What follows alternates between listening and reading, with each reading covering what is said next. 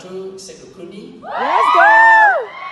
With distinctions in orthopedics, anesthesiology, family medicine and subdisciplines of internal medicine, psychiatry, neurology, obstetrics and gynecology, community-based education, and the degree with distinction. Yes,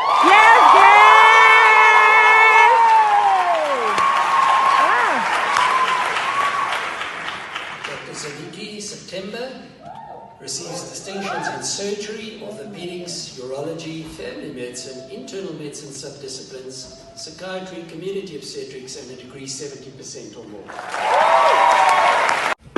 Hey guys, hey lovies, hey sweeties, welcome back to my channel. I'm Mama Tuskukune. I'm Dr. Tuskukune. I'm emphasizing because today's all medicine, it's all medical life, it's all student life. And don't forget to subscribe, put the like button and the notification. So today is tips for SIC students. So SIC Student Intern Complex, I forgot the proper word for it, but at University of Pretoria, it's a season whereby after your theory, medical studying thing, you're moving on to being practical. Now you're released to the hospitals, you're doing calls, you're taking bloods, you're seeing patients, you're legit practicing to be a doctor. So other universities, they call it something else, but it's just mini internship before official being a doctor internship. So I've been getting multiple inboxes on inbox and Facebook on how I did, because I think I did fairly well. So I think that's why they texted me. So now I'm delivering. And also, before I forget, on Instagram I put a guide on how I survived my SIC. With number one, you need to clap for yourself. Those ward runs are draining. Those doctors and sisters can drain your spirit, and those exams will make you feel like you didn't study for the whole year. Still because of that, it's hard. Not only medicine, I just feel like studying in general is hard, especially if what you studied for doesn't come forth with your marks, you know.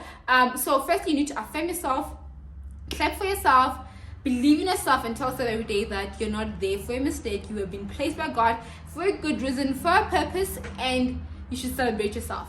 Secondly speaking, you need to sleep. You need to listen to your body. So what happens in SSC, you go to hospitals and you knock off around 4 or 5. You come back being very tired, right? So you don't have to go back now, jump into your books and study, because you're tired. You will like legit study one lecture for the whole 5 hours. So what I used to do, I would come back and I would sleep throughout the night and wake up around 1, 2 weird hours.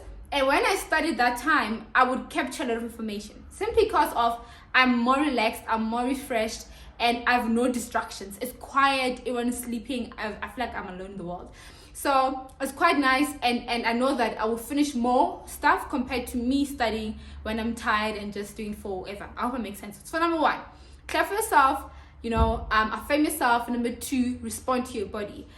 You respond to your body will make you avoid taking caffeine pills and plays and stuff like that, like taking stuff that will give you energy when actually you're actually affecting your health. Anyway, moving on. Number three, I'm gonna be more practical. I listened to how I studied. So my study area was a big goal for me. So whenever I would study, I never used to study when my room is dirty, to be honest. I ran out of my room because I knew I was not gonna be that good in that study area. So I made sure I studied in my room when it was clean. That being said is that I'll put stuff on my wall. I'll put quotes, scriptures, and like pictures of people that motivate me. And I knew that kept me going. But you do get tired of what you put on the wall, and you see it every day. So I used to change what I put on my wall. And also I would study in the lecture room, the IT labs, at the university, anywhere where I know that the atmosphere will give me some energy to study. I hope that makes sense. So just revise again, clap for yourself, sleep enough, listen to your body, and study in an area that will motivate you to study. Don't study in your bed because you will legit be motivated to sleep.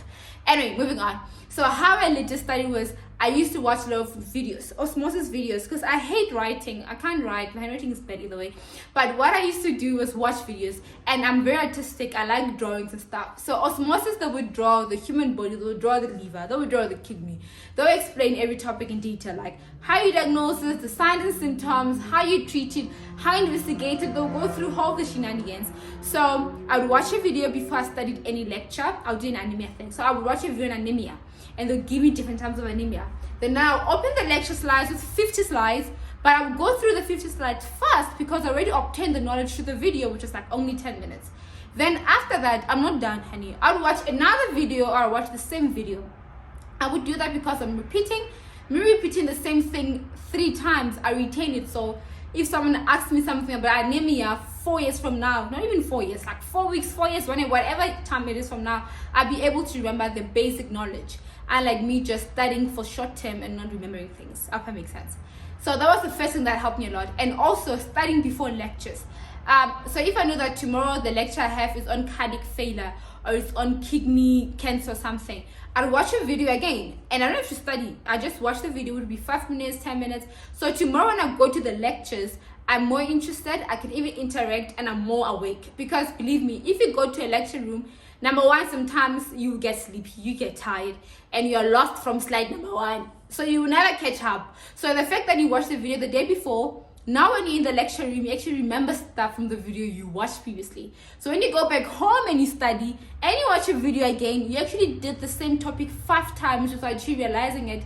Again, like I said, repeating makes you remember things for long term as well. So those are the small basic things that help me a lot.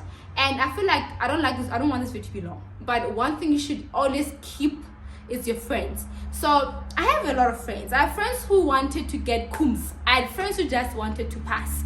I love them all. But when it comes to studying, I made sure I chose people who had the same motivation as me and the same goal as me. Because on days when I didn't want to study and I was sleepy, they'll be like knocking my door, calling me multiple times and waking me up and telling me like, hey, you have to study. Remember, you want to get this. And same applies to me. I would do the same to them. Unlike having a friend who be like, it's okay, you study over the weekend. You know, like, I hope that makes sense. I'm not judging anyone. I'm just saying, put yourself around the people you want to be like, in a way, or what you want to get out of it. And before I forget, make sure that you give time for yourself. So I made sure that every Friday I didn't study. I studied Monday to Thursday. Friday afternoons, I would rather come back, sleep, either do photo shoots, either hang with my friends. But I made sure that on Fridays I didn't study.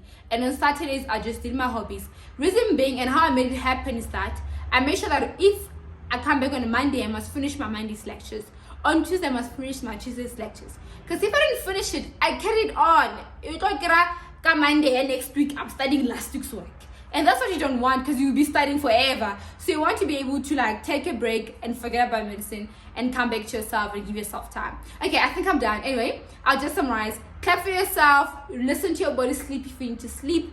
Get a nice study area. Watch videos if you can and do repetition. Have friends who have the same goals and motivations. Those you want to study with. Have any other friends, but those you want to study with, make sure they have the same desires as you. And lastly, give yourself time. Because if you don't, it gets depressing, it gets bad. Studying already is a lot of baggage. So you want to relax your mind. And thanks for watching. Oh, don't forget to check the guide on Instagram. And don't forget to like, subscribe, and follow me. Thank you, lovies. Ooh, that was fast.